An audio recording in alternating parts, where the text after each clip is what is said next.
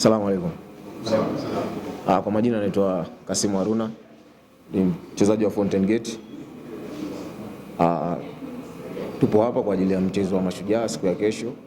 Kwa hiyo tunatanguliza shukrani kwa Mwenyezi Mungu kwamba tumefika salama katika mji wa Kigoma, na nafikiri maandalizi yako vizuri na tuko tayari kwa ajili ya mchezo wa kesho. Sawa. Na umetoka kupata matokeo kule Mbeya ya moja kwa bila katika mchezo wa ugenini sasa. Kuna namna imeongeza chochote ikiwemo mshikamano na hali nyinyi kama wachezaji? Imeongeza kitu kikubwa sana, kwa sababu kupata matokeo kwa ligi yetu ilipokuwa ngumu, kupata matokeo katika uwanja wa ugenini ni kitu kikubwa sana. Kwa hiyo imeongeza chachu ya kwamba inawezekana kupata matokeo katika uwanja wa aina yoyote na katika mechi aina yoyote. Kwa hiyo lile ni jambo kubwa sana kwetu, limetufanya tumeamka, yani kama tulikuwa tumelala basi tumeamka, na tunaamini tutakuwa na muendelezo mzuri kuanzia pale tulipoishia.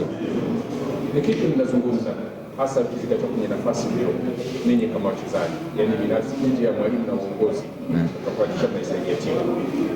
Tunachozungumza kama wachezaji ni kuangalia kwanza nafasi iliyokuwepo na ni namna gani tunaweza kutoka katika nafasi ambayo tupo.